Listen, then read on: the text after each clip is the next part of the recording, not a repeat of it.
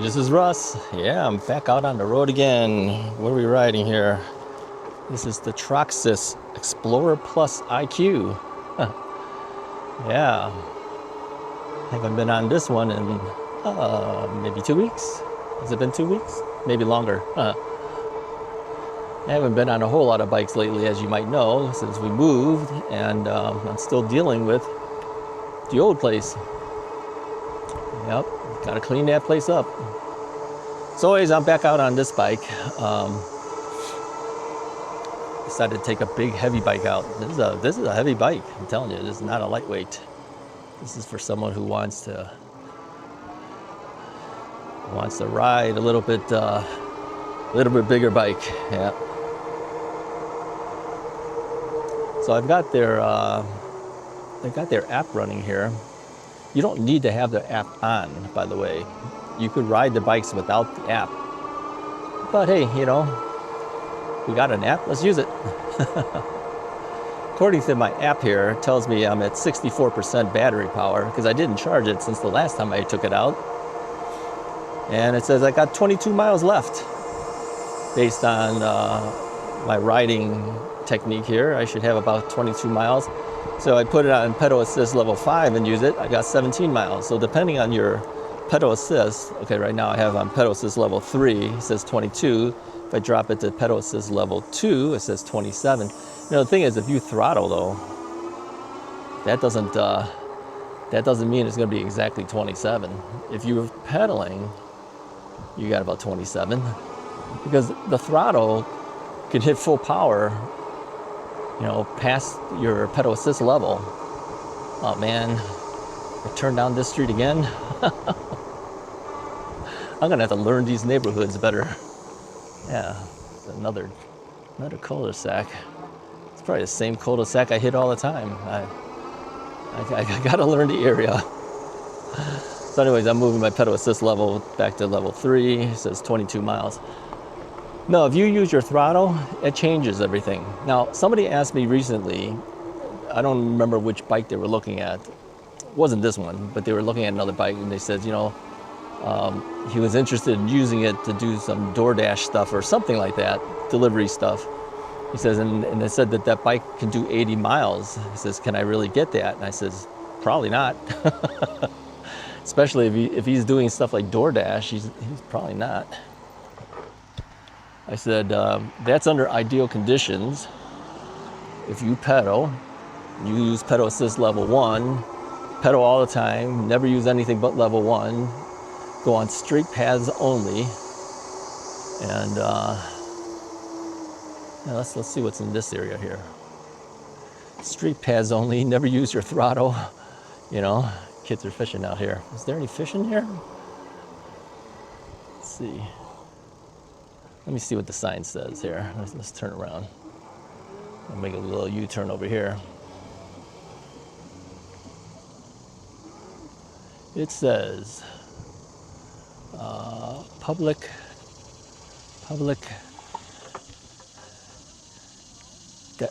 defecation was that by animals is prohibited unless waste material is removed by owner. No swimming or ice skating. Daily catch limit is 3.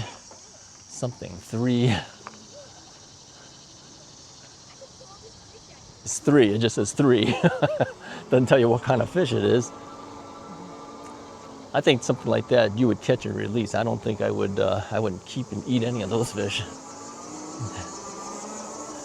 Anyway,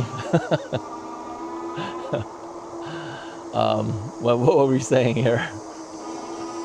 Yeah, so anyways, if you're gonna do something like DoorDash, you're gonna be on and off and on and off. You're not gonna get 80 miles. I told him, it says, if you're lucky, take it and put it in half. But, you know, I just envision something like DoorDash would be, you know, start, stop, go fast, go slow, go do it all over. You're probably not even gonna get 40. You're probably getting even less than that. And it's not just that particular bike. I'm saying this for most e-bikes. When they give you a range, they're giving you the ideal range under totally ideal conditions. And obviously with DoorDash, that's not an ideal condition. That is an extreme condition, right? Yeah, you'd be using it hard. And this is the thing, you know, what people will do in that situation, if you're watching, I'm assuming he's probably still watching my channel. If you're watching, buy a second or third battery. Yeah.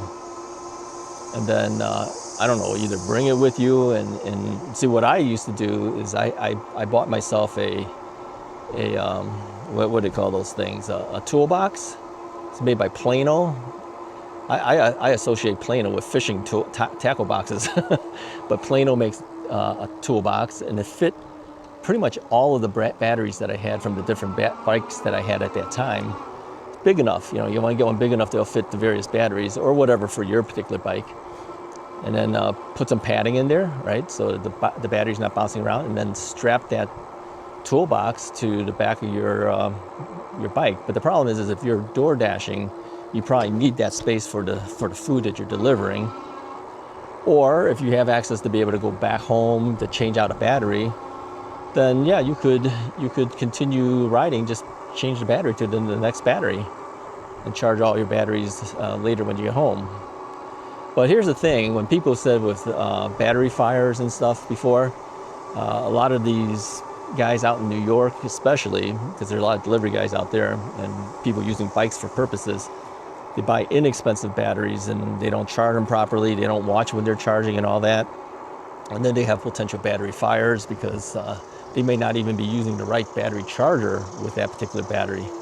So you gotta be careful, make sure you maintain all the right batteries and battery chargers for that particular battery, all that stuff, right? That's an alternative. If you need the range and your bike may or may not give it to you, you know, like you can do it that way. Just change out the battery. Then you got fresh battery, you got more range. Just a thought, something to think about if you're able to do that, okay? All right, there you go. For everybody else, you know, if you're going on long trips and you want the range, yeah, get a second battery. Second battery, do what I said.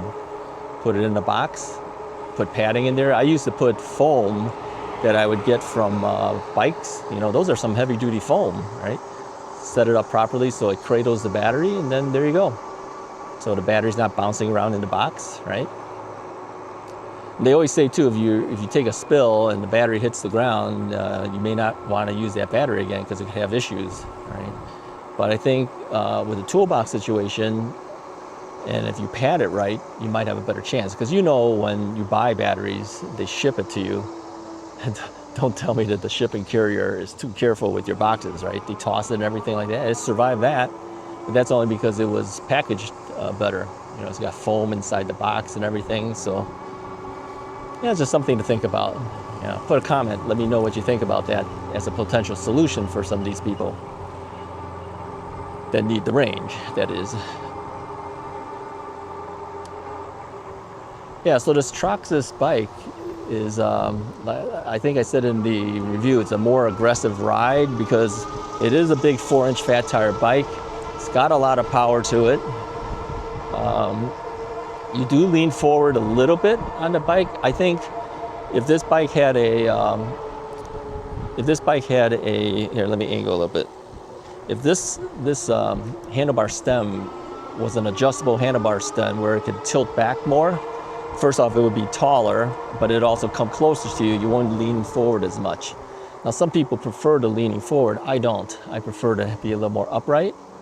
I may eventually change the handlebar stem on this bike.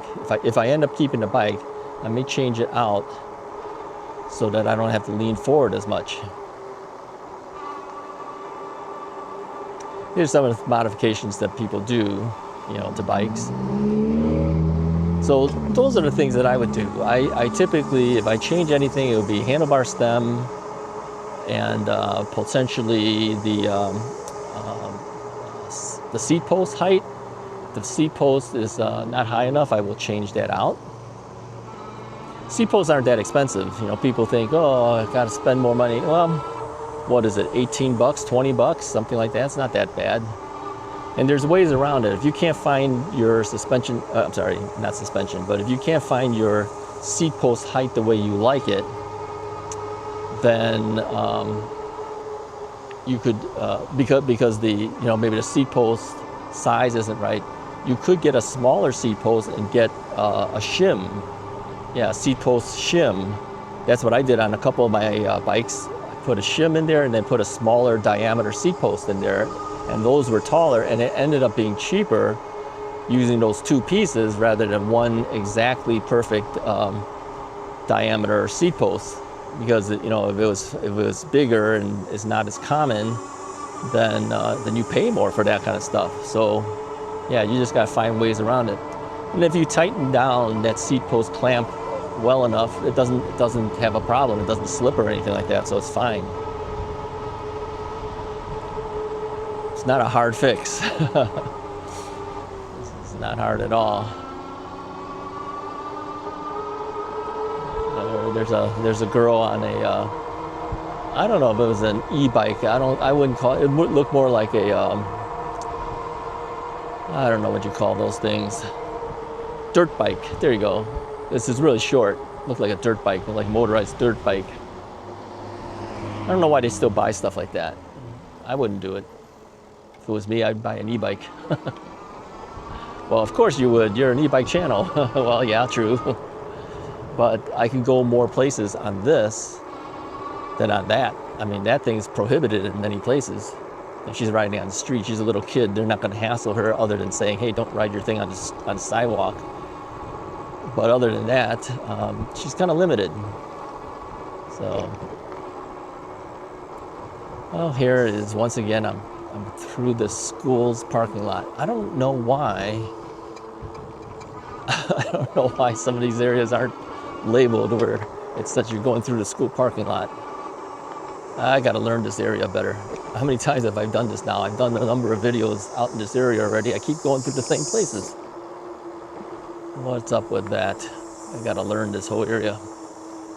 There's another area that I go through too, besides this one. This one's just easier because it's more residential here. To get to the other area, I got to cross some big streets to get there. So I'll do that eventually. Just not today. Just not today. So what else has been going on? Well, not much. I'm just trying to finish up at the old place, get things settled in the new place. Yeah, the new place has got boxes all over the place now. I think that's true for anyone who's moved. It takes a while to go through all the stuff in the boxes, and I can't find stuff. I know I have it. I know it's in a box. I just don't know where that box is. You know, when they stack up boxes and put things in downstairs and everything, you just don't know. So until I go through all the boxes, I can't find my chargers, my extension cords, all the critical things that I need. I don't know where it is. Yeah, I have no idea. I know it's in the house because we took every box that we packed up. It's not like we didn't take it. I just don't know where they are.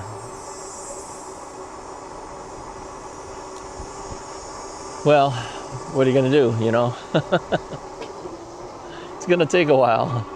So how have I been charging batteries and charging these things? Well, I've been using my Apple MacBook Pro charger, and since it's all USB-C, just charging off of the MacBook Pro charger. But I do have, dedicated things that'll charge up my other devices, and usually I have to charge a lot of stuff when I do these videos. I got the camera, got to charge up the microphone, although the microphone has its own battery charging case, which will keep it going for quite a while. Got to charge up the batteries of the camera. Got to charge up my cell phones. Got to charge up the battery of the bike. There's a lot of stuff. Although now I have the new Yolan Urban battery charging box. Remember that thing? Yeah. If you haven't seen that, look for that review. Yolan, Y-O-L-I-N. Yeah, they're sold out. They are sold out. I don't know who's been helping them. Hopefully me. People have been buying them. Now, some people have said about that product. Let's talk a little bit about that product. Why do you need that? Isn't that just like a cabinet? Well, yeah, it is a cabinet, but it has certain features that makes it interesting. There's a shut-off thing in there that'll shut the power down. There's a thermal sensor in there that if it gets too hot or starts to burn, it throws a huge chemical thing to try to stop the fire. You know, that's not a regular cabinet, can't do that. It's got air ventilation in there. If it's too hot, it'll ventilate it with a fan. So there's a lot of things in there. Plus, the fact that it's enclosed by its own thing keeps the fire contained if it does catch fire. So yeah, my e-bike batteries and other devices will be charged in that cabinet going forward. They say, well, it's expensive. Yeah, it is. It's not cheap, admittedly. I think it's like $600. But I can see the value in it. If you're like me, you have lots of devices to charge up, and I do. A lot of my stuff is lithium ion charging. So yeah, my e-bike batteries will go in there and charge up. Now, if you need something even bigger, they do make a bigger cabinet than that. But, you know, most people don't need something that big. Just the standard urban one, the smaller size one is perfectly fine. I have it currently down in the basement. I think I'm going to move it up. Yeah, I'm going to put it into another area where I can access it better. I store my batteries in one area, but then I'm charging way down in the basement. I don't think that's a good idea. Only because then I'd have to bring the batteries downstairs, then bring it back upstairs. Too much up and down. I think what I will do. Oops, I don't want to go here either. Oh, I'm going to have to cut through here. Sorry. Turn around. I had a car behind me, so I couldn't just U-turn it. So just kind of turn around this way. What is this, a church? I don't know where I'm at. I don't know where I'm at. I'm just borrowing their parking lot for now. Oh, I guess it is a church or something. I don't know. The guy's turning in, so I got to go this way. No, I've got too many things to charge up to not have some safety involved. That's the safest way at this point that I know of to do the charging. Yeah, put it in an enclosed cabinet like that. Could you do that with your own cabinets? Yeah, technically you could. I don't know how much more fireproof this cabinet is compared to any other cabinet, but like I said, I like the other features that it has. You know, the temperature thing, the automatic chemical thing to kind of shut down any burning fire. I don't know if it really will put it all out or not, but hey, but something's better than nothing, right? I pointed a couple of the people who had that question to a video that Area 13 did. Yeah, Area 13's got two of those. He's got the small one and the big one. And he purposely tried to heat up, I think he was using a hairdryer to see what it would do. And he set off that sensor. Yep. You could see that thing all over his shop. It's like in a fog and a haze because so much was coming out. So I had a question for Yolan. I asked him, I says, well, what happens if somebody has that happen? Can they replace the sensor? And he says, yes, they will sell them the sensor, but you have to contact them. They have to make sure of several things. They want to make sure the integrity of the box is still there. I mean, if you were in a major fire and you want to just change out the sensor, that makes no sense. If it was just something like overheated and then it set it off, then they'll probably sell it to you. They didn't have a pricing yet just for that one part, but it's easy enough to change out. I can see it, but they said have them contact the company and then they will deal with it at that point on an individual case.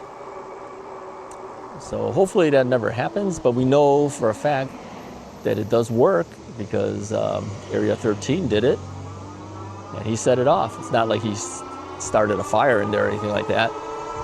He just heated it all up because he had that hair. Well, it was kind of like a hair dryer. It's like a heat gun is what he had, and he used that, and that set it off. So we know the thing works. That's all. That's all that counts at this point. All right, that's about all I have for you guys for today. I just wanted to take a quick ride out while I was able to do it. Hit the like and subscribe button if you haven't already done so. More videos to come from this area. We'll go into some more areas that have different paths and stuff. It's just that today, it's kind of a lazy, easy day for me today, and I wanted to at least take a bike out to do something. So here we are. All right. Put some comments. Let me know what you think about the area. And again, if you know the area, no need to broadcast it to the whole world. Keep it to yourself. Appreciate that. All right, talk to you guys next time.